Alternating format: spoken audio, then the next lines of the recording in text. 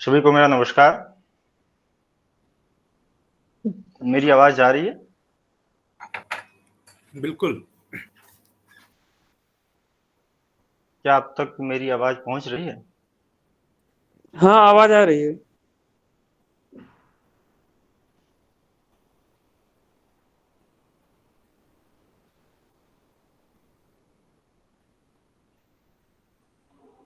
आ रही है आपकी आवाज ब्रिजेश जी।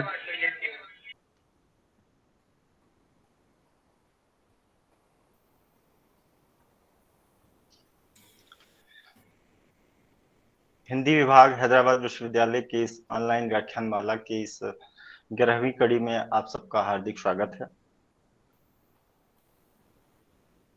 अब तक इस ऑनलाइन व्याख्यानमाला के अंतर्गत हम 10 अलग-अलग विषयों पर बातचीत कर चुके हैं और आज एक नए विषय के साथ हम यहाँ उपस्थित हैं।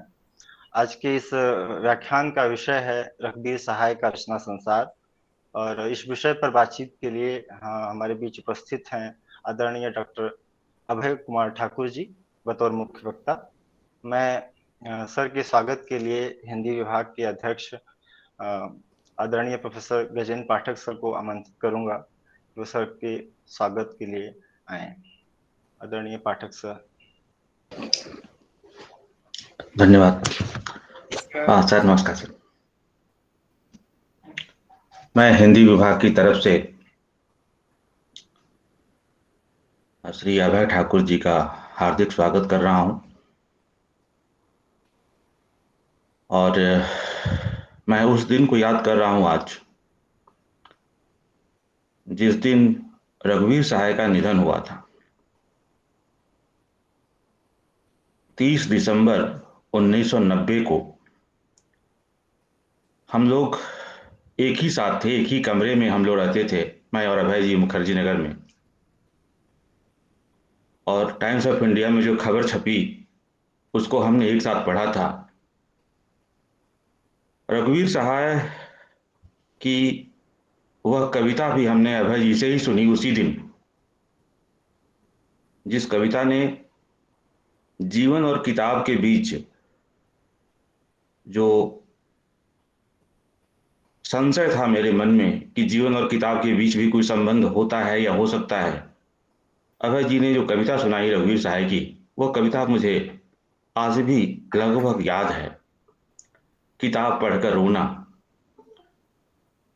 पढ़ने तो कविता आप सबको ध्यान में होगी और अभय जी के सामने उन्हीं की सुनाई हुई कविता को मैं याद करके मैं उनका स्वागत करना चाहूंगा। पढ़ने ने तो मुझ में रोने का बल दिया, दुख मैंने पाया था बाहर किताब के जीवन से, पढ़ता जाता था और रोता जाता था मैं। जो पढ़ता हूं उस पर मैं नहीं रोता हूं, बाहर किताब के जीवन से पाता हूं रोने का कारण मैं, पर किताब रोना संभव बनाती है। मुझे आज ये सुखद अनुभूति हो रही है कि अभय जी को मैं इतने सालों बाद रघुवीर सहाय पर सुनूंगा। अभय जी का परिचय ब्रजेश विस्तार में देंगे, लेकिन मैं इतना ही कहकर उनका पुनः स्वागत करूंगा कि हिंदी की अकादमिक दुनिया को अभय जी जैसे लोगों का इंतजार रहता है, इंतजार रहेगा। वे अब इधर नहीं हैं, लेकिन हम उन्हें बार बार इधर याद करेंगे। आपने समय दिया, आपका बहुत बहुत आभार। धन्यवाद।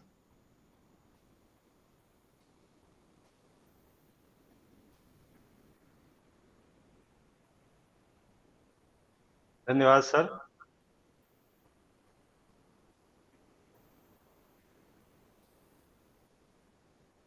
अब मैं इस कार्यक्रम के प्रमुख वक्ता आदरणीय अभय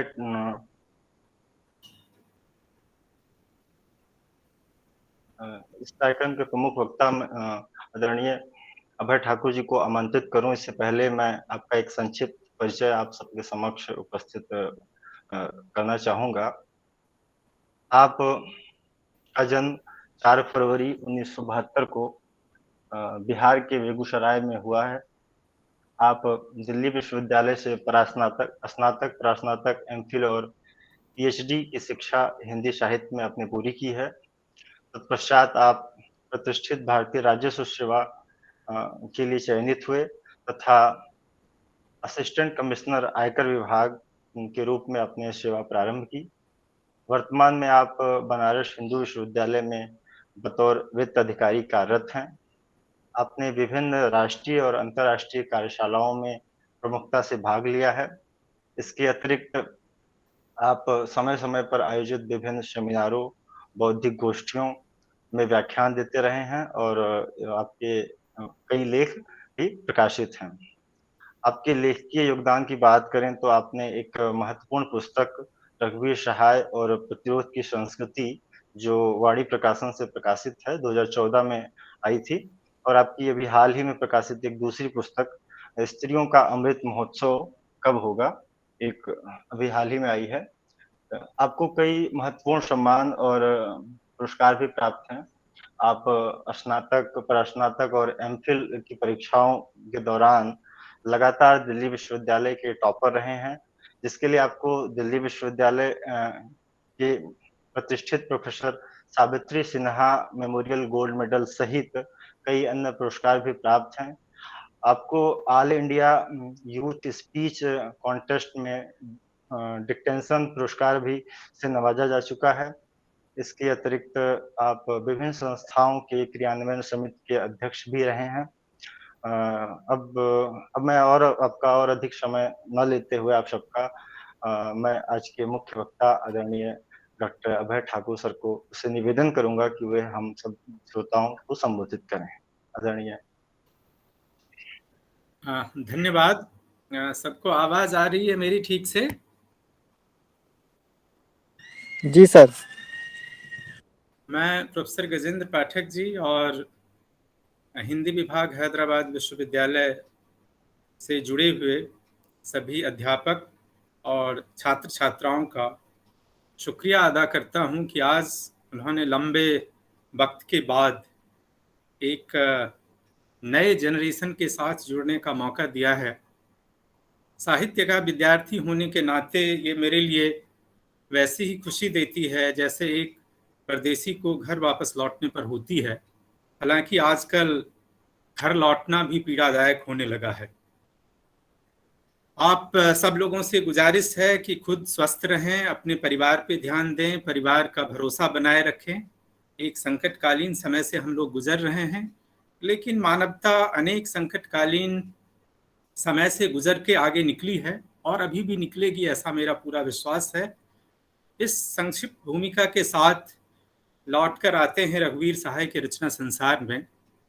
रघुवीर सहाय इस समय और भी अधिक प्रासंगिक हो गए हैं यदि हम कोरोना महामारी के दौरान होने वाले व्यापक विस्थापन की भयावह तस्वीर के बारे में सोचते हैं और विचार करते हैं।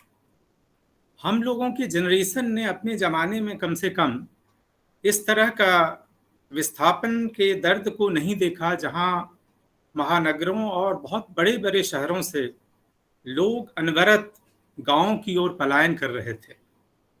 ये ऐसे लोग थे जो भूमिका की, अपने जीविका की तलाश में महानगरों में गए थे। ये लोगों का घर बना रहे थे, सड़क बना रहे थे, कल कारखाने चला रहे थे, लेकिन कुछ महीनों तक या कुछ दिनों तक इनके जीवन यापन को हम लोग संभव नहीं बना पाए और इसने स्वाधीन भारत में एक विस्थापन की ऐसी तस्वीर को हम लोगों के सामने अंजाम दिया जो अपने आप में बेहद त्रासद है। यदि इस परिस्थिति के बरक्स रघुवीर सहाय की रचनाओं को हम देखते हैं तो वो आज और भी प्रासंगिक हो उठती। दरअसल रघुवीर सहाय ने जब अपने रचना कर्म की शुरुआत की थी तो वह भारत की आज़ादी का दौर था और यदि उस समय के रचना मानस को समझने का आप प्रयास करें तो यह अंतर विरोधी मानसिकताओं से भरा हुआ है। एक तरफ राष्ट्र के नवनिर्माण का स्वप्न है, तो दूसरी ओर बड़े पैमाने पर होने वाले सांप्रदायिक हिंसा, विभाजन के कारण लोगों में जो गहरी निराशा और मोह भंग की स्थिति है, वो भी उतनी ही शिद्दत से लोगों में मौजूद थी। इस अंतर विरोधी मानसिकता के प्रतिनिधि भारत के दो बड़े राजनीतिज्ञ थे, एक महात्मा गांधी, दूसरे नेहरू। यदि महात्मा गांधी की नजर समाज के जख्मों पर थी, तो नेहरू की नजर राष्ट्रीय नवनिर्माण पे। आप सब लोगों को याद होगा, बहुत महत्वपूर्ण भाषण नेहरू जी का 14 अगस्त की रात को दिया हुआ कि दुनिया जब रात में नींद से सो रही होगी, भारत स्वतंत्रता और नवनिर्माण के नए चरण में प्रवेश करेगा। तो यह जो अंतर विरोधी मानसिकता की स्थिति है, दरअसल स्वाधीन भारत में अधिकांश रचनाकारों के रचना मानस का निर्माण इस अंतर विरोधी मानसिकता के साथ हुआ है। इसलिए हम लोग कई बार इस उलझन में पड़ जाते हैं कि इस रचनाकार में कई विरोधाभासी चीजें हैं। यह स्वाभाविक है, जब समाज में विरोधाभासी चीजें मौजूद हों और रचनाकार उस दौर में लिख रहा हो, तो उसका मानस भी उससे प्रभावित हुए बिना नहीं रह सकता। रघुवीर सहाय की भी रचनाएं इसी काल में शुरू होती हैं। इसलिए यदि आप उनकी आरंभिक रचनाओं पे नजर डालें, जो अधिकतर सीढ़ियों पर धूप में और दूसरा सप्तक में संकलित हैं, तो उन रचनाओं में अधिकांशतः रोमानी आशावाद है, जो निश्चित रूप से नेहरू युग के आशावाद और नवनिर्माण के स्वप्न से प्रभावित है। लेकिन यह रोमानी भाव भी छायावाद से एक तरीके से भिन्न है। इसमें वो छायावादी भावोच्छ्वास नहीं है, बल्कि एक नए जमाने का जो आदमी है, जो अपना नया जीवन शुरू करने वाला है, उसमें जो उच्छ्वास होता है, उसमें जो उत्साह होता है, तो उत्साह से लबरेज एक व्यक्ति की जो स्वाभाविक महत्वाकांक्षाएं हैं, जो स्वाभाविक पुनर्निर्माण का स्वप्न है, वह रघुवीर सहाय की रचनाओं में स्वाभाविक रूप से दिखाई पड़ती है। यह रघुवीर सहाय ही नहीं, स्वाधीनता के बाद के यदि अधिकांश रचनाकारों में देखें, तो यह रोमानी मनस्थिति आपको उस दौर के अधिकांश रचनाकारों में दिखाई पड़ेगा। यदि रचनाओं का आप नाम भर देखें, जैसे अगे का हरि खास पर छन भर, बाबरा हेरी, इंद्रधनु रौंदे हुए ये, गिरजा कुमार माथुर का धूप के धान, शिला पंख चमकीले, नागार्जुन का सतरंगे पंखों वाली, रघुवीर सहाय का सीढ़ियों पर धूप में, नरेश मेहता का बन पाखी सुनो, श्रीकांत वर्मा का भटका मेघ, केदारनाथ सिंह का अभी बिल्कुल अभी, रामविलास शर्मा का रूप तरंग, धर्मवीर भारती का कनिप्रिया और 7 गीत बरस, त्रिलोचन का दिगंत और दिनकर का नील कुसुम।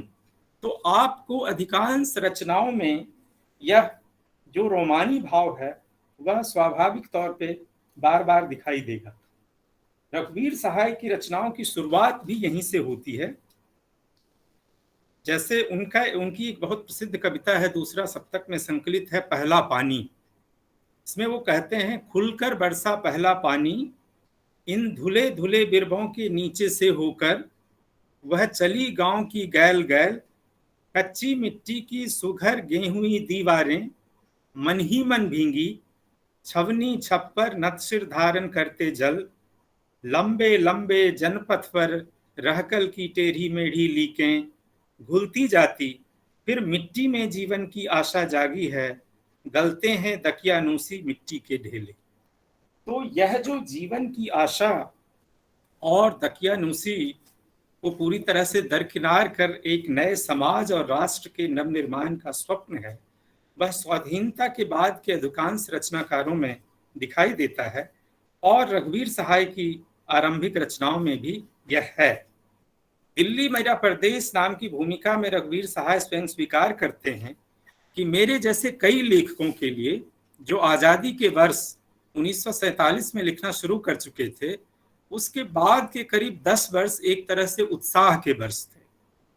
उत्साह सब में था, पर हम सब कुछ अलग ही थे।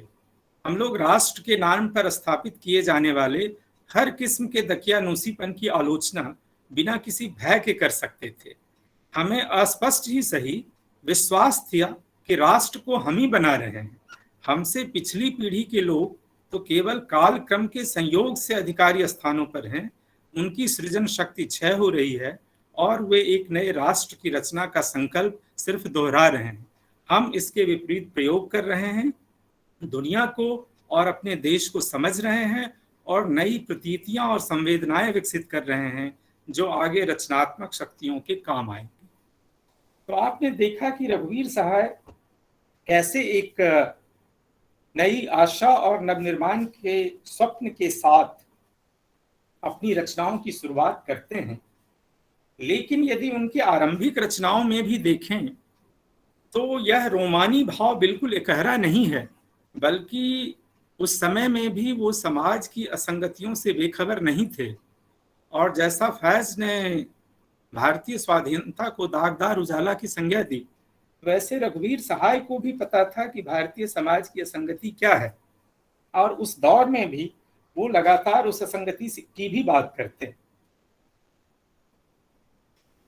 आगे चलकर हम देखते हैं कि यदि उनकी साठोत्तरी रचनाओं को देखें, जो रघुवीर सहाय के रचना मानस का फलक्रम है, एक तरह से कहा जा सकता है, उनकी साठोत्तरी रचनाओं में यह रोमानी आशावाद लगातार कम होता जाता है और इसमें मोहभंग, पाखंड एवं आत्म प्रवंचना की जीवन विरोधी स्थितियों को बिना किसी लाग लपेट के उद्घाटित किया गया है। विकृत राजनीति और असमता मूलक समाज व्यवस्था के बीच आम आदमी का मानवीय गरिमा के साथ जीना किस तरह लगातार असंभव होता जा रहा है, रघुवीर सहाय की साठोत्तरी रचनाएं इस बात की चश्मदीद गवाह है।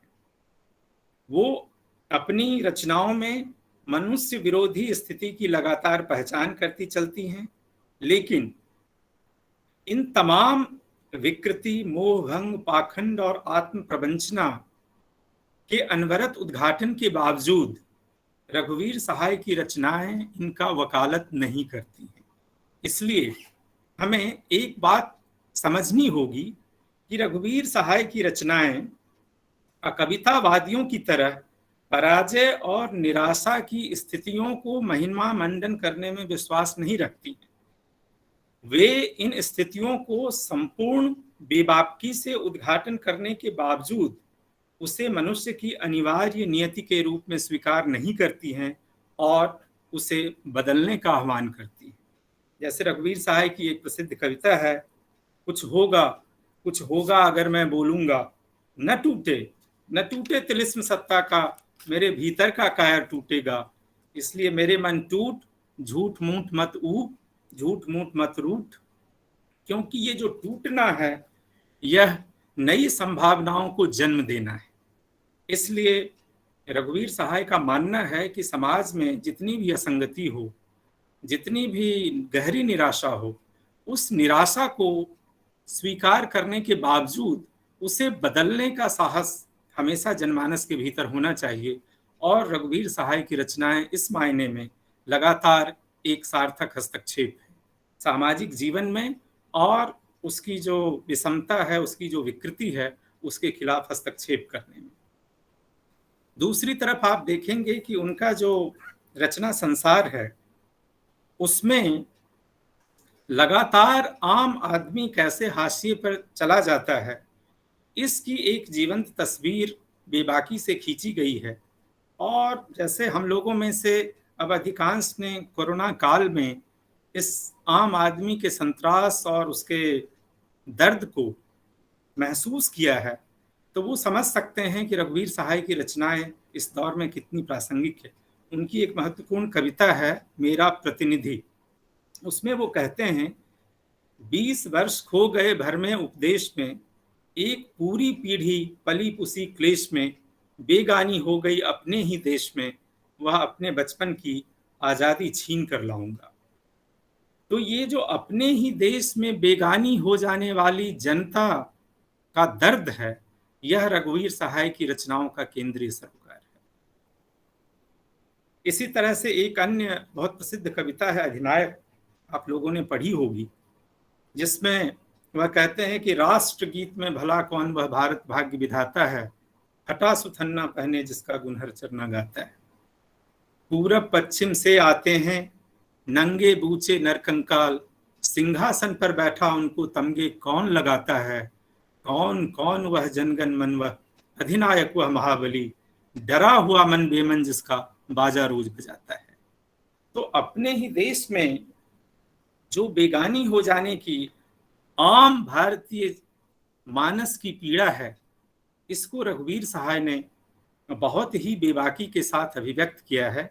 लेकिन यह एक बात समझने की है कि इस पीड़ा, संत्रास, अपमान, अकेलापन, लाचारी को संपूर्णता से अभिव्यक्त करने के बावजूद, जैसा मैंने कहा है, उसको रघुवीर सहाय मानव की अनिवार्य नियति के रूप में स्वीकार नहीं करते हैं और अपनी रचनाओं में, सिर्फ कविताएं ही नहीं, उनकी कहानियों में, उनके अन्य निबंधों में, उनकी पत्रकारिता वाली जो चीज़ें हैं, रपट हैं, खबर हैं, सभी चीज़ों में आप लगातार पाएंगे कि वह एक लगातार लड़ाई लड़ रहे हैं जिससे हम एक स्वस्थ समाज और एक ऐसे समता मूलक समाज की स्थापना करने में सफल हो सकें, ताकि हम सब गर्व से कह सकें कि ये समाज, ये राष्ट्र हम सबका है। इसीलिए वो कहते हैं कि हमको तो अपने हक सब मिलने चाहिए, हम तो लेंगे सारा का सारा जीवन, कम से कम वाली बात न हमसे कहिए। तो रघुवीर सहाय कम से कम वाली बात कहने के पक्षधर नहीं है। उनका मानना है कि जीवन जैसा है, जिस रूप में भी है, वह संपूर्णता के साथ एक रचनाकार का दायित्व है कि वह जीवन को उसकी कुरूपताओं के साथ, उसकी बुद्रूपताओं के साथ, उसकी अच्छाइयों के साथ, उसकी बुराइयों के साथ संपूर्णता के साथ उद्घाटन करे। रचना कर्म में यदि आप पहले से ही पाला तय कर लेते हैं तो यह किसी भी समर्थ रचनाकार के पक्ष में नहीं है, यह उसका दायित्व नहीं है। पक्ष लेना तो जनता का दायित्व है, रचनाकार का तो दायित्व है कि जीवन को वो संपूर्णता के साथ उद्घाटित करने में सफलता पाए। इसलिए रघुवीर सहाय यदि एक और कहते हैं कि इस हाताहूती नगरी में मैं अकेला हूं, तो इसके साथ यह भी कहना नहीं भूलते हैं कि सारे संसार में फैल जाएगा एक दिन मेरा संसार, सभी करेंगे दो चार को छोड़ कभी न कभी प्यार। इसलिए रघुवीर सहाय अपने रचना संसार में लगातार मनुष्य विरोधी स्थितियों की पहचान करते हैं और उससे मुठभेड़ का प्रयास करते हैं और उसके बाद आह्वान करते हैं कि हम लोग एक ऐसे नए समतामूलक समाज की स्थापना करें जो वास्तव में हर व्यक्ति का समाज हो। इस संदर्भ में एक जरूरी बात आप लोगों के बीच में एक प्रश्न के तौर पे छोड़कर जा रहा हूं। जब मैं विद्यार्थी जीवन में था तो नई कविता पर एक सेमिनार हुआ था। मैंने एक प्रश्न पूछा था, वो प्रश्न आप लोगों के बीच दोहराता हूं, आप लोग भी इसका हल खोजने की कोशिश करिए। हो सकता है इसके कुछ सूत्र मैं अपने इस परिचर्चा में आप लोगों से साझा करूं कि हर युग की कविता अपने पुराने युग की अपेक्षा नई होती है। जैसे छायावादी कविता भारतेंद्र युग या द्विवेदी युगीन कविता की तुलना में नई है, तो नई कविता में नया क्या है? यह नया जो है, या जिसे हम नई कविता कहते हैं, यह संज्ञा है या विशेषण है? तो नई कविता के रचनाकारों को और खास करके उसके संदर्भ में रघुवीर सहाय के साहित्यिक मानस को टटोलने का प्रयास करें तो उसकी विशिष्टता ये है कि जीवन जैसा भी है, जिस रूप में भी है, उसको उनकी रचनाओं में स्वीकार किया गया है। सिर्फ जीवन के एक पक्ष को नहीं लिया है कि सिर्फ हम दलित है, मजदूर है, किसान है, उसी की बात करेंगे, या सिर्फ जो उदात्त जीवन है उसकी बात ही करेंगे। यहाँ व्यक्ति अपने कमीनेपन के साथ, अपनी अच्छाई के साथ, अपनी विद्रूपता के साथ, अपने शोषक वाले स्वरूप के साथ, अपने शोषित वाले स्वरूप के साथ, इस तरह से रघुवीर सहाय का रचना संसार एक बहुत बड़ा कोलाज है जो वास्तव में हमारा जो कंटेम्प्रेरी समाज है, जो हमारा उस समय का राष्ट्र है, उसको एक तरीके से प्रतिध्वनित करने का काम करता है। एक महत्वपूर्ण बात और भी है जब हम रघुवीर सहाय पर बात करते हैं कि उनके रचना कर्म के मुख्य रूप से सरोकार, वैसे तो उन्होंने बहुविध विषयों पे लिखा है, आप देखें, राजनीति पे लिखा है, लोकतंत्र की विसंगति पे लिखा है, सांप्रदायिकता पे लिखा है, भाषा पे लिखा है, स्त्री प्रश्न पे लिखा है। लेकिन इन सब के बीच यदि एक सूत्र की तलाश की जाए तो रघुवीर सहाय ने स्वयं अपनी रचना में इस सूत्र का जिक्र किया है कि मुख्य रूप से उनके सरोकार दो हैं, एक है जनता और दूसरी है भाषा। वो आप कहते हैं क्योंकि भाषा ही आज मेरी मुश्किल नहीं रही, एक मेरी मुश्किल है जनता, जिससे मुझे नफरत है सच्ची और निस्संग, जिस पर कि मेरा क्रोध बार बार न्यौछावर होता है। कई लोग इस बात से उन्हें एक विरोधाभास का एहसास होता है कि जनता से उन्हें नफरत क्यों है। यदि रघुवीर सहाय के पूरे रचना संसार को आप ठीक ढंग से समझने की कोशिश करें, तब आपको समझ में आएगा कि वो क्यों कह रहे हैं कि जनता जिससे मुझे नफरत है सच्ची और निस्संग। क्योंकि जैसा आपसे अभी मैंने साझा किया कि रघुवीर सहाय की रचना दुनिया बहुरंगी है, ये एक कोलाज है, इसमें विविध लोग हैं, अच्छे बुरे सहमे सकुचाए नंगे बूचे अकड़े हुए, जिनसे उनकी रचनात्मक दुनिया बनी है। इस रचनात्मक दुनिया में हम अपना अक्स अच्छी तरह से देख सकते हैं, जिसमें हमारा समकालीन समाज अपने संपूर्ण विरोधाभासों के साथ मौजूद है। इसमें एक और उबे हुए सुखी हैं तो दूसरी ओर तिल तिल कर मरते हुए लोगों के झुंड हैं। एक और रामदास, हरचरना, मैकू, दयाशंकर, दयावती, रामलाल और राम गुलाम जैसे सामान्य भारतीय आदमी हैं, तो दूसरी ओर मटकते मंत्री मुसद्दीलाल, खिसियाते कुलपति, घिघियाते उप कुलपति, घूरे पर फुदकते गदगद संपादक, गरजने वाले मुस्टंडा विचारक एवं सड़क पर बाएं से गाड़ी अगिया कर ले जाने वाले रंगे चुने नौजवान भी।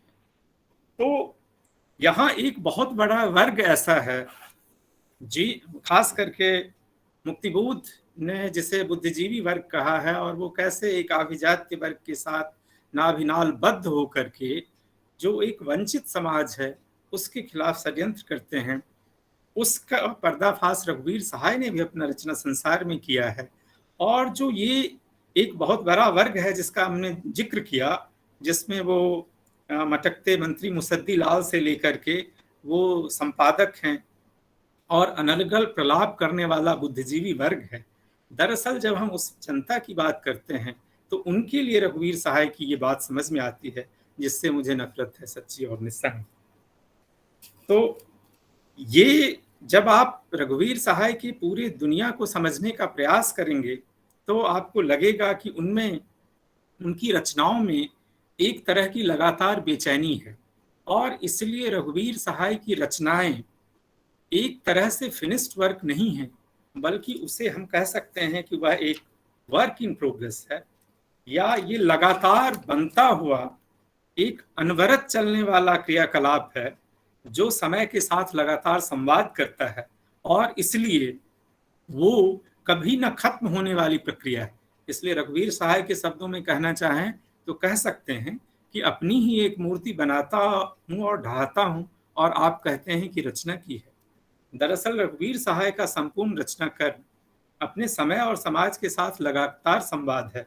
अतः इसकी प्रकृति एक ठहरे हुए सरोवर की नहीं है, बल्कि उद्दाम पहाड़ी झरने की तरह है, जो आसपास के परिवेश के अनुसार अपनी दिशा और दशा लगातार परिवर्तित करता रहता है। अतः उनका एक रंग कर्म निरंतर विकसनशील प्रक्रिया है। व्यावसायिक शब्दावली में कहना चाहें तो कह सकते हैं कि यह फिनिश्ड प्रोडक्ट नहीं है, यह वर्क इन प्रोग्रेस है, जो गतिशील समाज के बरक्स अपने को लगातार बदलता रहता है। इसलिए कुछ लोगों को उनकी रचनाओं में विरोधाभास नजर आ सकता है, लेकिन यह बदलते हुए सामाजिक परिदृश्य के साथ लगातार संवाद के कारण है। एक और महत्वपूर्ण बात जो रघुवीर सहाय ने अपनी रचनाओं के संदर्भ में बार बार कही है कि रचना एक संपूर्ण कर्म है, उसे कटघरों में बांटकर नहीं समझा जा सकता है। इसलिए यदि आप रघुवीर सहाय की कविताओं पर बात करना चाहें तो बिना उनकी कहानियों के, बिना उनकी निबंधों के, बिना उनके पत्रकार के रूप में जो रपट हैं, जो टिप्पणियां हैं, उससे उनका जो साहित्य मानस बन रहा है उसको पूरी तरह समझे बिना अलग अलग कटघरों में बांट करके रघुवीर सहाय के कवि और रघुवीर सहाय के पत्रकार को नहीं समझा जा सकता है। दरअसल किसी भी रचनाशील मानस को समझने के लिए उसका संपूर्ण आकलन जरूरी है, और रचना अपने आप में एक संपूर्ण कर्म है। उसे कटघरों में बांटकर समझना, उसके साथ आप न्याय नहीं कर सकते। कोई और मतदाता नामक कविता में रघुवीर सहाय ने बड़ी अच्छे ढंग से लिखा है, कितना अच्छा था छायावादी, एक दुख लेकर वह एक गान देता था, कितना कुशल था प्रगतिवादी, हर दुख का कारण वह पहचान लेता था, कितना अकेला हूं मैं इस समाज में जहां सदा मरता है एक और मतदाता। तो रघुवीर सहाय का यह मानना था कि किसी बनी बनाई मानसिकता को लेकर रचना कर्म में प्रवृत्त होना वास्तव में एक महत्वपूर्ण रचनाकार की निशानी नहीं है। आप अपनी बात पहले से तय नहीं कर सकते, बल्कि समाज में जो आप देखते हैं उसी का अक्स आप अपनी रचना में लगातार छोड़ते चलते हैं। इसलिए उन्होंने एक व्यंग्यात्मक लहजे में कहा था कि ये बहुत आसान था छायावादी नजरिए से कविता लिख देना या प्रगतिवादी नजरिए से कविता लिख देना। वास्तव में जितने वाद हैं वो एक मनुष्य के रूप में आपकी सोच को सीमित करते हैं, और इसलिए रघुवीर सहाय हर तरह के वाद के खिलाफ थे। वो मानते हैं कि मनुष्य की पीड़ा का सरलीकरण वादों के ढांचों में नहीं किया जा सकता है। इसलिए एक रचना कर्म को इन वादों से, इन प्रतिबद्धताओं से मुक्त होकर जीवन में जो सामान्य रूप से सहज घटित हो रहा है उसकी ओर, जो मानव विरोधी स्थितियां लगातार निर्मित हो रही हैं उसकी ओर ध्यान आकृष्ट करना ही एक सच्ची रचना का कर्तव्य है। रघुवीर सहाय ने इस बारे में लिखा है कि नई कविता, प्रयोगवादी कविता, अकविता या न कविता, यह नाम किसी नए कवि को पसंद हो तो ले सकता है, या नवगीत, ये सब मेरे लिए कोई अर्थ नहीं रखते। ये सब नाम आज के संकट के इर्द गिर्द मंडराते हुए शिकारी हैं, जिनमें उस संकट पर झपट्टा मारने की हिम्मत नहीं है, होते ही वो कविता हो जाएंगे। तो ये स्पष्ट रूप से रघुवीर सहाय का मानना है कि वादों में ढाल करके हम मनुष्य की समस्याओं का सरलीकरण नहीं कर सकते हैं, और इसलिए एक सार्थक रचनाकार जो मानवीय जीवन है उसमें लगातार हस्तक्षेप है, और इस तरीके से वह कभी न समाप्त होने वाली प्रक्रिया है, कभी न समाप्त होने वाला कर्म है, और इस तरह से वह एक स्टैटिक स्थिति नहीं है बल्कि एक डायनेमिक क्रिया व्यापार है। इसलिए आप देखेंगे रघुवीर सहाय का जो रंगलोक है या रघुवीर सहाय का जो रचना लोक है वह लगातार घटनाओं से भरा हुआ है। इसलिए कह सकते हैं कि रघुवीर सहाय की रचनाएं एक नाटकीय आलोक का बिंब सृजित करती हैं, क्योंकि उसमें लगातार कुछ न कुछ क्रिया व्यापार घटित हो रहा होता है। उसमें या तो आप देखें उनकी तमाम रचनाओं में, जैसे रामदास है आत्महत्या के विरुद्ध है, और तमाम रचनाओं में वो प्रतिहिंसा और इस तरह की जो समाज में आक्रोश और हिंसा को लेकर लगातार पनपती स्थिति है उसको बार बार दिखाते हैं। लेकिन इसके साथ ही वह इस बात की वकालत करते हैं कि इसके खिलाफ एक जो प्रतिरोध की संस्कृति है वो लगातार निर्मित होनी चाहिए, और उसी आधार पर एक स्वस्थ मानवीय समाज का निर्माण संभव है। जैसे बुद्धिजीवी वर्ग की मैंने बात की, तो बुद्धिजीवी वर्ग के जीवन और विचारों की जो इतनी बड़ी खाई है उसको बार बार उन्होंने उद्घाटित करने का प्रयास किया है, और कहा है कि जो सबसे महत्वपूर्ण वक्त होता है उस वक्त पर ये गायब हो जाते हैं। ये जैसे आप लोग सब आजकल टीवी सीरियल देखते हैं, शाम को लगता है कि प्रायोजित तौर पे सास बहू के सीरियल की तरह न्यूज़ एंकर शुरू हो जाते हैं। उसमें जो सामान्य मनुष्य की पीड़ा और दर्द है वो कहीं केंद्रीय सरोकार के रूप में हमें दिखाई नहीं पड़ता है, बल्कि लगता है कि हर व्यक्ति अपनी बात कहने की हड़बड़ी में है, उसे किसी दूसरे की सुनने की नहीं पड़ी है। तो इसी तरह से ये जो मध्य वर्ग है या बुद्धिजीवी वर्ग है, उसकी भूमिका को पर्दाफाश करते हुए वो कहते हैं, झाएं झाएं करते हैं, रिरियाते हैं, टाएं टाएं करते हैं, हिन हिनाते हैं, गरजते हैं, घिघियाते हैं, ठीक वक्त पर ची बोल जाते हैं, सभी लुजलुजे हैं, थुल थुल हैं, लिब लिब हैं, पिल पिल हैं, सब में पोल है, सब में झोल है, सब में सब लुजलुजे हैं। तो ये जो रघुवीर सहाय ने इस तरह से उस वर्ग की जो महत्वपूर्ण भूमिका का एहसास न होने की बात है, या जो सामाजिक विसंगति है या सामाजिक यथार्थ से बेखबर रहने का एक जो उबे हुए सुखी का कृत्रिम सुख है, उसका पर्दाफाश करते हैं और लगातार कहते हैं कि ऐसे समय में जहां आदमी लगातार, सामान्य मनुष्य लगातार असुरक्षित होता जा रहा है, उसमें किसी भी व्यक्ति का कर्तव्य यही है कि वो इस मनुष्य की पीड़ा की, इसकी यंत्रणा को दूर करने के लिए एक सार्थक हस्तक्षेप का प्रयास करे। इसी तरह से उनकी एक और महत्वपूर्ण कविता है, आपकी हंसी, जिसमें भी वो कहते हैं, निर्धन जनता का शोषण है कहकर आप हंसे, लोकतंत्र का अंतिम क्षण है कहकर आप हंसे, सबके सब हैं भ्रष्टाचारी कहकर आप हंसे, चारों ओर बड़ी लाचारी कहकर आप हंसे, कितने आप सुरक्षित होंगे मैं सोचने लगा, सहसा मुझे अकेला पाकर फिर से आप हंसे।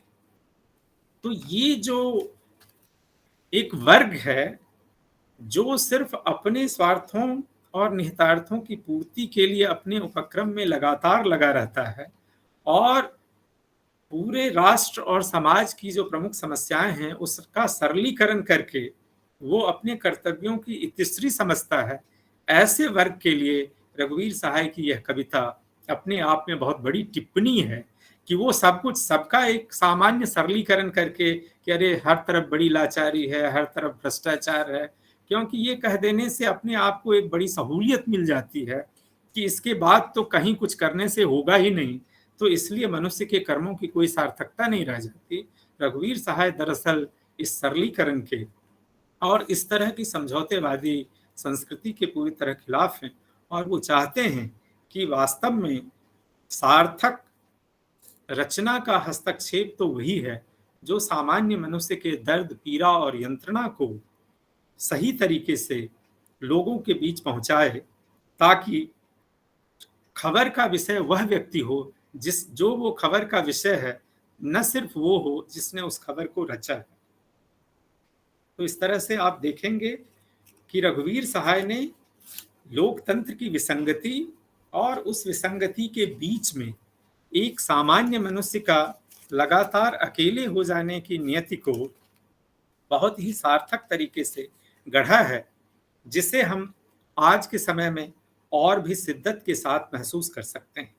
उन्होंने लगातार इस बात की वकालत की है कि जो भारतीय समाज है उसमें हमारी अस्मिता मानवीय संबंधों पर परिभाषित होना चाहिए, न कि एक ऐसे पैरामीटर पे जो मानवीय संबंधों को दरकिनार करके रखता है। आप जानते हैं कि आज की इस लोकतांत्रिक मारापीटी में, मारधार में, हर व्यक्ति सिर्फ एक मतदाता हो गया, सिर्फ एक वोटर हो गया है। यहाँ व्यक्ति को असली पहचान से काटकर महज एक वोटर में बदल गया है। वह न किसान है, न मजदूर है, न नौकरी पेशा व्यक्ति है, न छात्र है, न अध्यापक है, बल्कि इस समय वह सिर्फ एक हिंदू है, मुसलमान है, या किसी जाति विशेष का होकर रह गया है।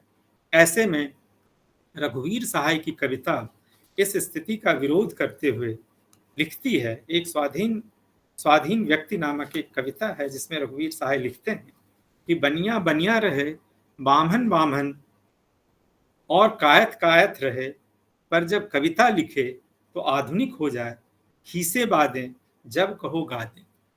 तो उनका मानना है कि जब तक हम भारतीय समाज में व्यक्ति को वोटर के तौर पर प्रयोग करते रहेंगे, सिर्फ एक मतदाता के रूप में उसे असली पहचान से काट करके उसे धर्म के आधार पे, या जाति के आधार पर परिभाषित करते रहेंगे, तब तक वास्तव में आधुनिक भारतीय समाज का सृजन नहीं हो सकता है। यदि आधुनिक भारतीय व्यक्ति का सृजन करना है तो इन खांचों से ऊपर उठ करके जो मानवीय संबंधों के आधार पर परिभाषित होने वाली श्रेणियां हैं और उनके जो दुख दर्द हैं, जैसा मैंने आपसे साझा किया, चाहे वह किसान हो, मजदूर हो, नौकरी पेशा व्यक्ति हो, छात्र छात्राएं हो, अध्यापक हो, व्यवसायी हो, यदि इस रूप में हम लोगों को परिभाषित करेंगे तो वास्तव में जो भारतीय समाज का दर्द है, उसकी जो यंत्रणा है, उसको दूर करने का भी प्रयास करेंगे।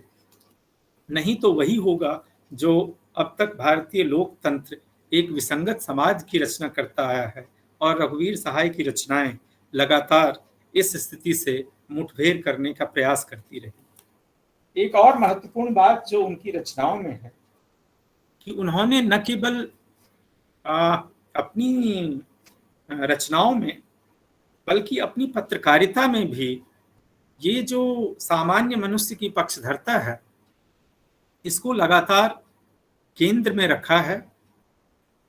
और इस बात को स्पष्ट करते हुए वो कहते हैं कि खबर वही नहीं है जो लोगों को चौंकाती है, खबर वह भी है जो लोगों को भरोसा देती है, हिम्मत बंधाती है और समाज में अपनी शक्ल का प्रतिबिंब देखने को देती है। आप लोग देख रहे होंगे आजकल टीवी चैनल पे या मनोरंजन के जितने भी साधन उपलब्ध हैं, गूगल पे, या आजकल तो अधिकांश लोग व्हाट्सएप यूनिवर्सिटी में ही दीक्षित हो रहे हैं, उसमें जो कुछ परोसा जा रहा है खबर के नाम पे, वह मानवीय संबंधों में भरोसा देने वाला कम, बल्कि समाज में विभाजन पैदा करने वाली ज्यादा है। जबकि आप समाज में देखें तो खबरें तो लगातार पैदा हो रही, ऐसा नहीं है कि रचनात्मक खबरें नहीं आ रही, ऐसा नहीं है कि नवोन्मेष नहीं हो रहा है, ऐसा नहीं है कि मानवीय प्रयास से कुछ नया सृजित नहीं हो रहा है, कहीं नया साहित्य सृजन नहीं हो रहा है, कहीं कृषि के क्षेत्र में नया काम नहीं हो रहा है, कहीं मनुष्य को बचाने के लिए कुछ कर नहीं रहा है। ये सारी चीजें हो रही हैं, लेकिन एक पत्रकार के रूप में आज हमारा फोकस क्या रह गया है? फोकस रहा है कि वो परोसा जाए जो बिक सके, जो कुछ उत्तेजक हो, जो कुछ भी बिकाऊ हो सकता है, चाहे उससे समाज को कितना भी परमानेंट डैमेज क्यों ना हो, लेकिन हम उसी के पीछे लगे रहते हैं। तो ऐसे लोगों के लिए और पत्रकारिता के लिए एक तरह से प्रतिमान निर्धारित करते हुए रघुवीर सहाय कहते हैं कि खबर वही नहीं है जो हमें उत्तेजना पैदा करती है या चौंकाती है, बल्कि खबर वह भी है जो हमें विश्वास देती है और मनुष्य की अपराजेय जिजीविसा में हमारी आस्था को दृढ़ करती है। तो हम कह सकते हैं कि अपने सर्वांगीण रूप में रघुवीर सहाय एक कवि, एक कथाकार, एक पत्रकार, he was rolled into one। तो अपने इस बहुरंगी प्रयासों के साथ रघुवीर सहाय का रचना लोक वास्तव में नई कविता के विशिष्ट मानदंडों को उद्घाटित करते हुए एक जो भारतीय समाज में सामान्य व्यक्ति की यंत्रणा है, पीड़ा है, उसको बहुत ही प्रभावपूर्ण तरीके से उजागर करती है। और उन्होंने जो मुद्दे चुने हैं वो डेटेड होने के बावजूद आउटडेटेड नहीं हुए। ये बात अपने आप में बहुत महत्वपूर्ण है कि कोई भी महत्वपूर्ण रचना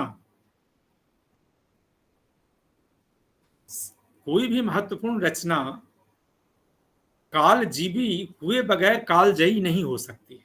कई लोग मानते हैं कि अपने जमाने के जो सरोकार हैं, दर्द हैं, उससे अलग हटकर हम कुछ बात करें जो सार्वभौम शाश्वत बात है, तभी रचना दमदार होगी। ऐसा नहीं है।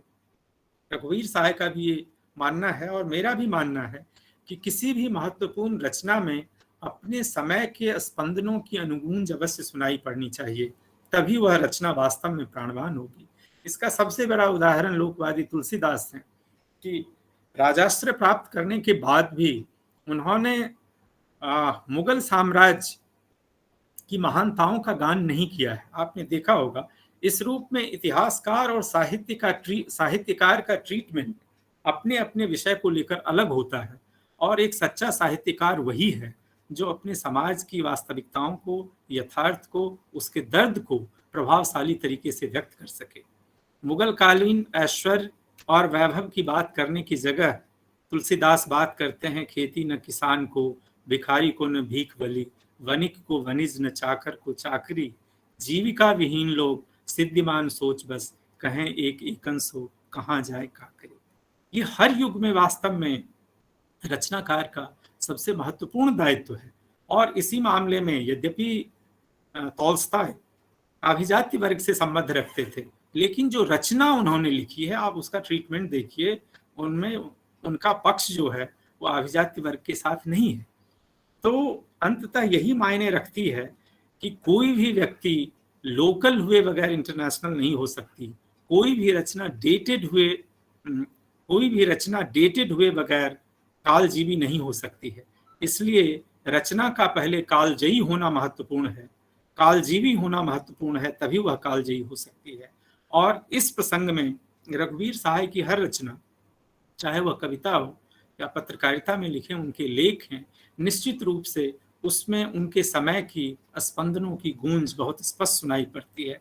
जैसे उनके कई सारे आप लेख देखेंगे, उसमें आओ ट्राइबल खेलें, तो बताते हैं कि कैसे ट्राइबल को लेकर के एक बड़ा ही नॉन सीरियस किस्म की राजनीति हम लोग करने में लगे हैं कि हम वास्तव में उसको सशक्त बनाने के पीछे नहीं है, बल्कि हर व्यक्ति का प्रयास ये है कि किसी तरह एक वोटर के वर्ग में उसे तब्दील करके हम ज्यादा से ज्यादा वोट बटोर कर सकें, लेकिन उसे वास्तव में एम्पावर करने का प्रयास नहीं हुआ है। इसलिए कहते हैं ये पूरा का पूरा एक खेल है, इसलिए उनके निबंध का शीर्षक है आओ ट्राइबल खेलें। तो मेरी गुजारिश है कि रघुवीर सहाय के संपूर्ण रचना लोक को समझने के लिए ये जरूरी है कि सिर्फ कवि रूप में ही नहीं, बल्कि उनके जो अन्य रूप हैं उस पर भी उतना ही तवज्जो देने की जरूरत है। और अपने निबंधों में भी उन्होंने बहुत ही महत्वपूर्ण बात लिखी है, जिससे उस समय के भारतीय जनमानस को समझने में पूरी मदद मिलती है। तो आज के ये सीमित समय में मैंने संक्षेप में रघुवीर सहाय की जो रचनाएं हैं उनके मूल विषय पे विचार किया है। हालांकि उन्होंने जिन विषयों पर बात किया है और जितने विस्तार से विचार किया है, हर एक विषय के लिए अलग अलग वेबिनार की जरूरत पड़ेगी। जैसे लोकतंत्र की विसंगति है, जो आम आदमी की पीड़ा और यंत्रणा है, जैसे स्त्रियों की स्थिति है, जैसे भाषा है। जैसे भाषा उनका एक बहुत बहुत बड़ा पक्ष है, और वो मानते हैं कि जो भारतीय समाज में लेकर हुआ है, भाषा को लेकर बहुत ही एक कृत्रिम खेल चल रहा है, जिसमें भाषा की राजनीति करने में बहुत लोग लगे हुए हैं। और इस तरह से अनुवादकों और एक पूरी की पूरी ऐसी पीढ़ी को जन्म दिया जिसमें वो कहते हैं जो भाषा की दलाली का काम कर रहे हैं, वास्तव में भाषा को प्रमोट करने का काम नहीं कर रहे हैं। तो उनका ये मानना है कि भाषा तो जीवन से पैदा होनी चाहिए।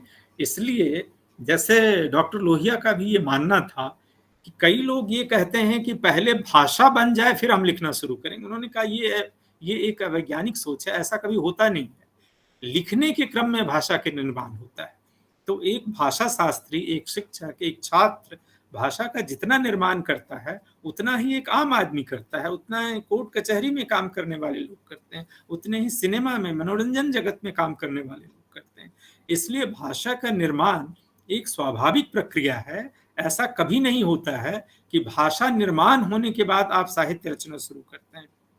रघुवीर साहब भी ये मानता है कि भाषा और जीवन में एक अटूट संबंध होना जरूरी है। इसलिए हिंदी को जो हमने अनुवादों की भाषा के रूप में तब्दील कर दिया है, यह एक ठीक स्थिति नहीं है, बल्कि हमारी सोच हिंदी के माध्यम से होनी चाहिए। तभी हम एक भाषा के रूप में उसकी सच्चे स्थान को दिला पाने में समर्थ होंगे, चाहे वह हिंदी हो या अन्य लोक भाषाएं। जैसे उन्होंने कहा, होता यह है कि हिंदी को अन्य लोक भाषाओं के बरक्स लड़ा दिया गया है, और उन्होंने कई बार हिंदी भाषा भाषी क्षेत्र की इस मानसिकता पर भी कुठाराघात किया है कि आपको भी खुले मन से दूसरे भाषाओं को स्वीकार करने के लिए तैयार होना चाहिए, चाहे वह मराठी हो या तमिल हो या तेलुगु हो। क्योंकि तभी इससे जो भारत की देसी भाषाओं के बीच आपसी सामंजस्य और साहचर्य का ताना बाना है, उसको हमें बनाने में मदद मिलेगी। हमें कभी भी हिंदी के एक अधिनायकवादी सत्ता की बात नहीं करनी चाहिए। तो भाषा को लेकर इस मामले में उनका विचार बहुत स्पष्ट है कि हिंदी किसी दूसरी भाषा का स्थान नहीं लेगी। इसलिए जब भी ये डिबेट चलता है कि वह तेलुगु या तमिल या मलयालम, उनका मानना बिल्कुल ठीक है कि उसे किसी का स्थान नहीं लेना है, उसे खुद अपने लिए स्थान तलाशना है, अपना स्थान लेना है। और इस क्रम में वह दूसरी भाषाओं के साथ लगातार एक कंस्ट्रक्टिव सहयोग का रास्ता अपनाने के साथ ही अपना विकास कर सकती है। यह नहीं कि किसी भाषा को स्थानापन्न करके वह एक अधिनायक के रूप में एक साम्राज्य पर स्थापित हो जाए, फिर तो वही साम्राज्यवाद के विस्तार का काम करेगी जिसके लगातार विरोध में रघुवीर सहाय। इसलिए उन्होंने उसको दुहाजू की बीवी भी कही है। लेकिन बहरहाल रघुवीर सहाय की जो भाषा है वो अपने आप में एक बहुत व्यापक विषय है और इस पे अलग से विमर्श की जरूरत होगी। इसी तरह से जो रघुवीर सहाय का शिल्प है वह अपने आप में एक व्यापक विमर्श की मांग करता है, क्योंकि नई कविता के व्यापक परिप्रेक्ष्य में होने के बावजूद रघुवीर सहाय ने कुछ शिल्प का नया सरोकार इजाद किया है जो पूरे नई कविता के परिदृश्य में बिल्कुल यूनिक है। एक तरीके से कहें तो रघुवीर सहाय का जो पूरा, जैसे मैंने पहले भी कहा है कि रचना संसार है, वह एक नाटकीय रचना लोक है जिसमें लगातार घटनाएं होती रहती हैं। और इस क्रम में जैसे प्रोफेसर रामवीर सिंह ने कहा है कि रघुवीर सहाय का शिल्प छिपाने का नहीं बल्कि खोल कर प्रकट करने का है।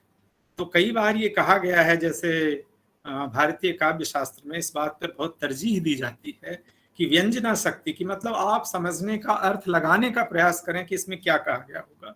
रघुवीर सहाय का जो पूरा अभिव्यंजना शिल्प है इसके उलट है। वो मानते हैं कि जीवन में जैसी चीज है उसे ठीक ठीक तरीके से, प्रत्यक्ष तरीके से कहा जाए, वही वास्तव में रचना कर्म की सार्थकता है। इसलिए जो भाषा के दो तरह के मिजाज की बात कही गई, एक आप लोगों ने सुना होगा प्रसिद्ध कहानी है कि सूखे हुए पेड़ के बारे में दो लोगों ने अलग अलग बात कही। एक कहा शुष्को वृक्षस् तिष्ठति अग्रे, दूसरे ने कहा नीरस तरुणे विलसति पुरतः।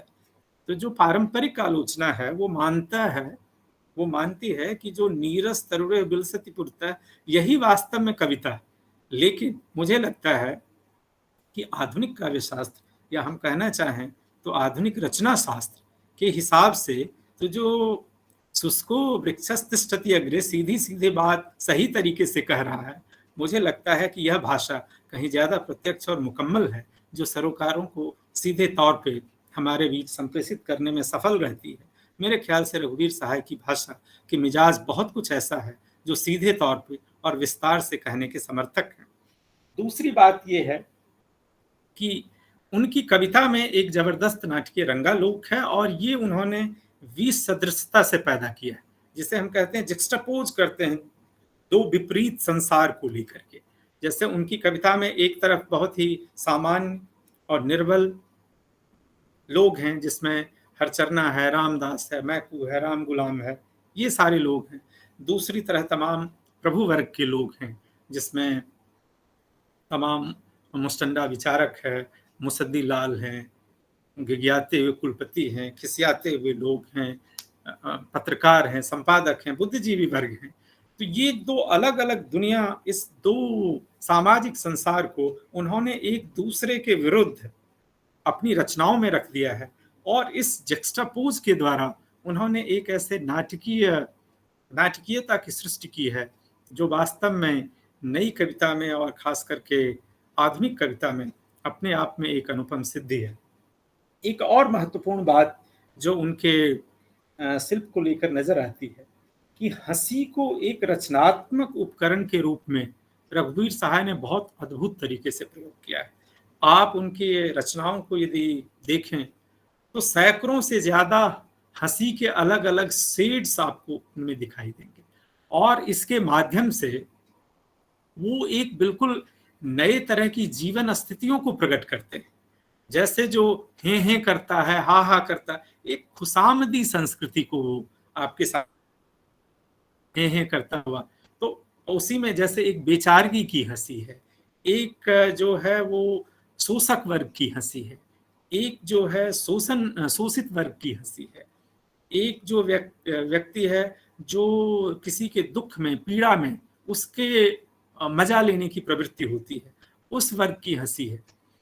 तो हंसी को एक रचनात्मक उपकरण के रूप में जिस तरह से रघुवीर सहाय ने प्रयोग किया है, मैं मानता हूं कि वो आधुनिक कविता में निश्चित रूप से एक अद्भुत शिल्प की सिद्धि है। और ये अपने आप में बहुत बड़ा काम है करने के लिए कि रघुवीर सहाय की रचनाओं में जो ये हंसी के डिफरेंट शेड्स हैं, वो कैसे जो सामाजिक सरोकार हैं, जो सामाजिक यथार्थ है, उसका बहुत ही प्रभावशील तरीके से उद्घाटित करता है। क्योंकि एक महत्वपूर्ण बात है, और इस पर हिंदी में बहुत कम काम हुआ है, जिसे हम कहते हैं नॉन वर्बल कम्युनिकेशन। कम्युनिकेशन दो तरह के होते हैं, एक वर्बल है, एक नॉन वर्बल है। वर्बल का अर्थ ये है कि जो भी शब्द लिखा गया है उससे आप जो कुछ समझते हैं वह वर्बल कम्युनिकेशन है, जैसे कोई हम किताब पढ़ते हैं। नॉन वर्बल वो है जो वाचिक है, जो शब्द है, उसके अलावा भी संवाद होता है। और जो रिसर्चर हैं, जो वैज्ञानिक हैं, उनका मानना है कि दुनिया का 97% कम्युनिकेशन नॉन वर्बल होता है। जैसे पशु पक्षी आपस में बात करते हैं, चिड़िया बात करती है, उसमें कौन सा कोई भी शब्द तो नहीं है।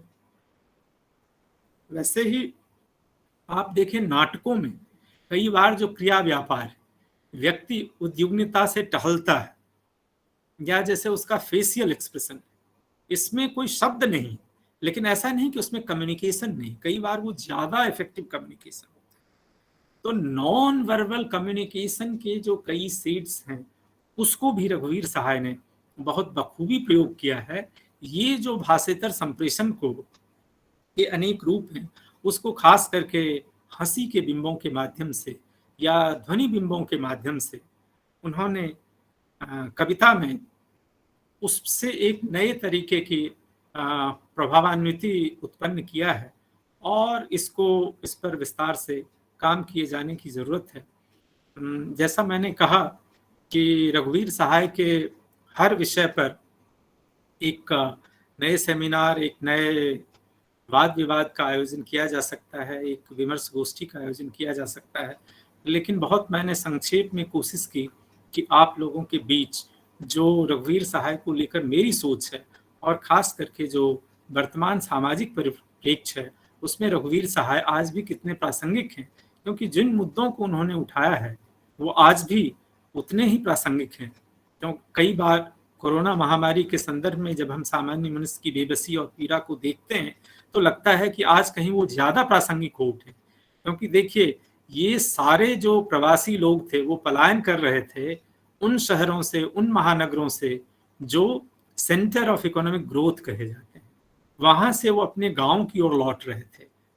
एक कभी मैंने कोरोना के संदर्भ में सुभाष राय की कविता पढ़ी है कि वो कहते हैं कि वो वहां लौट रहे थे अपने की ओर जहां उनका अपना कोई नहीं था। वो मान रहे थे कि अपना है, लेकिन गांव भी तब तक बहुत बदल चुका होता है। तो इसलिए इस सामाजिक परिप्रेक्ष्य में यदि रघुवीर सहाय की रचनाओं का हम लोग समग्र आकलन करें, तो हम पाते हैं कि उनकी रचनाएं अब भी बहुत प्रासंगिक हैं, क्योंकि वो अपने समय और समाज के साथ लगातार संवाद बनाए रखने वाली रचनाएं हैं। और इस अर्थ में वो निश्चित रूप से नई कविता के एक बहुत महत्वपूर्ण हस्ताक्षर और प्रतिनिधि रचनाकार के रूप में याद किए जाएंगे, न सिर्फ एक साहित्यकार के रूप में, बल्कि एक सजग समाज सुधारक, और समाज सुधारक से अधिक मैं कहूँगा एक पत्रकार के रूप में, और एक ऐसा व्यक्ति जो समाज के बारे में निरंतर सोचता है, ऐसे व्यक्ति के रूप में वो लगातार याद किए जाते रहेंगे। संक्षेप में मैंने अपने बात कहने की कोशिश की। देखिए, सृजनात्मक साहित्य से मेरा रिश्ता बहुत पुराना हो गया है। प्रोफेसर गजेंद्र पाठक जी आपको बताएंगे, लगभग 30 साल पहले मैं भी प्रत्यक्ष संबंध में था साहित्य से। अब तो काफ़ी लंबे समय बाद जैसे आप लोगों से रूबरू हो रहा हूँ, तो मुझे लगता है कि मुझे तो बहुत अच्छा लगा। हो सकता है कि इसमें मैंने कोई तथ्यात्मक या और कोई अन्य दृष्टि से भूल किया हो, तो आप लोग मुझे ठीक करेंगे तो मुझे बहुत खुशी होगी, और मुझे फीडबैक देंगे तो मुझे और भी खुशी होगी। बहुत बहुत धन्यवाद।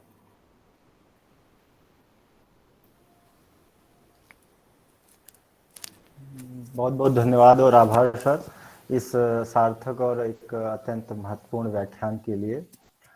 निश्चित ही रघुवीर सहाय का रचना संसार न केवल उनके लेखकीय दायित्वों को पूरा करता है, बल्कि उनका लेखन तत्कालिक सामाजिक राजनीतिक परिदृश्य को का एक जीवंत दस्तावेज बनकर हमारे सामने आता है।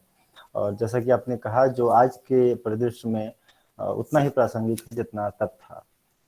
मुझे आशा है, और आशा ही नहीं बल्कि पूरा विश्वास है कि इस व्याख्यान से जुड़े सभी श्रोतागण इससे आपकी इस व्याख्यान से लाभान्वित होंगे, विशेषकर छात्र और शोधार्थीगण का उनका ज्ञानवर्धन अवश्य होगा। अब यह मंच अब श्रोताओं के प्रश्न के लिए खुला है। अब आप एक एक करके अपने सवाल पूछ सकते हैं। धन्यवाद।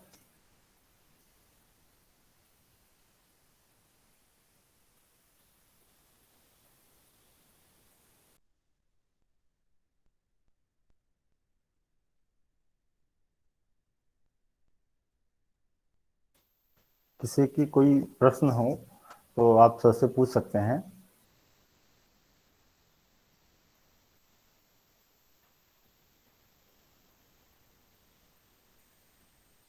हेलो, नमस्ते सर।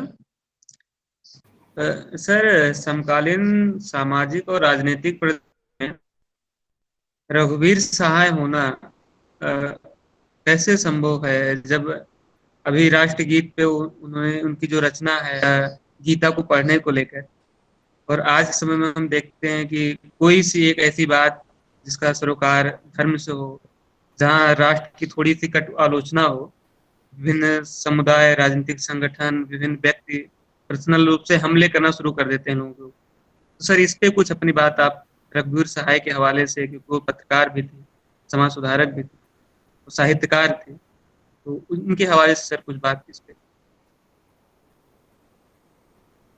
बिल्कुल। तो देखिए, रघुवीर सहाय ने, हेलो, आ रही मेरी आवाज? जी सर, आवाज आ रही है। अच्छा, हाँ। रघुवीर सहाय ने इन्हीं मुद्दों की ओर हमारा ध्यान लगातार आकृष्ट करना चाहा है कि समाज और राष्ट्र के जो मूल मुद्दे हैं उनसे ध्यान भटकाकर जब हम उन मुद्दों की ओर लोगों को आकर्षित करने लगते हैं जो वास्तव में उनके जीवन को संभव नहीं बनाते हैं, तो ये अपने आप में रिग्रेसिव सोच है, ये प्रोग्रेसिव सोच नहीं है। जैसे उन्होंने, आप उनके यदि रचना कर्म को देखें तो कई रचनाओं में उन्होंने लिखा है कि राष्ट्र प्रेम को लेकर के एक तरह का अजीब माहौल गढ़ा जा रहा है कि जिसमें अब एक बात ये सोचने की जरूरत है कि इस महामारी के दौरान जो हजारों लाखों लोग बेघर हुए हैं, जिनके नौकरी छूट गई है, क्या उनकी मदद करना अपने आप में राष्ट्र प्रेम नहीं है? राष्ट्र को एक समझने की जरूरत है ठीक तरीके से। राष्ट्र सिर्फ एक भौगोलिक इकाई नहीं है, राष्ट्र अपने आप में एक भावना भी है। और कोई भी राष्ट्र जो उसके कंस्टिट्यूएंट है, जो उसकी जनता है, उसकी मजबूती से ही राष्ट्र मजबूत होगा। यदि आप इधर, आप लोगों ने हाल में पढ़ी हो, ऑक्सफैम की एक रिपोर्ट आई है जिसमें कहा गया कि इस महामारी के दौरान भारत में 84% लोगों की आमदनी घटी है। साथ ही यह भी कहा गया कि इसी दौरान लगभग 45 मिलियन, मतलब 4.5 करोड़ लोग गरीबी रेखा के नीचे चले गए। तो हमें समझने की जरूरत है कि जिन मुद्दों को हम लोग ये कहने की जरूरत, जबकि महामारी के दौरान समर्थन की जरूरत सबसे ज्यादा किसे थी? जो निश्चित रूप से वंचित लोग हैं, जिनके पास कोई सामाजिक सुरक्षा नहीं है, जो फॉर्मल रोजगार में नहीं है, उन लोगों को सबसे ज्यादा संसाधन मुहैया कराने की जरूरत थी। लेकिन पूरी दुनिया में यदि आप देखें तो इसे आपदा में अवसर के रूप में उन लोगों ने तब्दील किया जिसकी बात रघुवीर साहे कहते हैं या मुक्तिबोध कहते हैं, जिन्हें वास्तव में समर्थन देने की जरूरत थी। ये रिपोर्ट अपने आप में चौंकाने वाली बात इसलिए है कि आपदा के दरमियान तो ठीक ठाक स्थिति होनी चाहिए थी इन वंचित लोगों की, जबकि आप देखिए पूरी दुनिया में अरबपतियों की संख्या में जबरदस्त इजाफा हुआ है और उसके बरक्स बहुत बड़ी तादाद गरीबी रेखा से नीचे चली गई है। तो रघुवीर साहब लगातार इस बात से आगाह करते रहते हैं कि मानव जीवन को प्रभावित करने वाली जो बुनियादी चीजें हैं उस पर बात होनी चाहिए, न कि उससे अलग हट करके, जैसे मैंने कहा है कि आपको एक व्यक्ति के रूप में परिभाषित नहीं करने दिया जा रहा है, बल्कि आप वोटर के रूप में परिभाषित कर दिए जा रहे हैं कि आप किस रिलीजन से हैं, आप किस कास्ट से हैं। तो रघुवीर साहब कहते हैं ना कि इस सोच के साथ जो भी समाज हम बनाएंगे कम से कम वो आधुनिक समाज तो नहीं हो सकता है।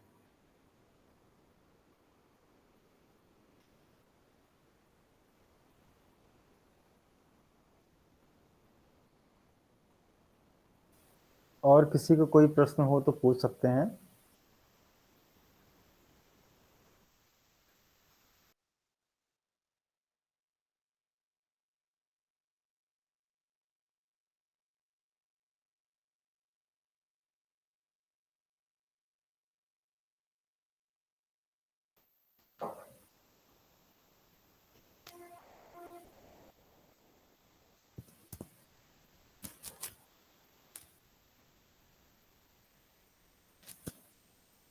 किसी को कोई सवाल हो तो पूछ सकते हैं। मेरा ख्याल है कोई किसी के पास कोई सवाल है नहीं।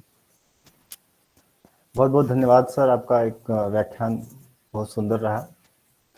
और अब हम इस कार्यक्रम के समापन की ओर आ चुके हैं। मैं यहाँ उपस्थित सभी श्रोताओं की ओर से इस कार्यक्रम के मुख्य वक्ता डॉक्टर अभय ठाकुर सर का हार्दिक आभार और धन्यवाद ज्ञापित करता हूँ। साथ ही इस सफल आयोजन के लिए हिंदी विभाग हैदराबाद विश्वविद्यालय के प्रति आभार प्रकट करता हूँ, विशेषकर विभाग के अध्यक्ष आदरणीय प्रोफेसर गजेंद्र पाठक सर, जिनके उद्योग से हम लगातार नए नए विषयों पर बातचीत करते आ रहे हैं। आशा करता हूँ कि हम लोग जल्द ही एक नए विषय के साथ जल्द मिलेंगे। तब तक के लिए नमस्कार, धन्यवाद।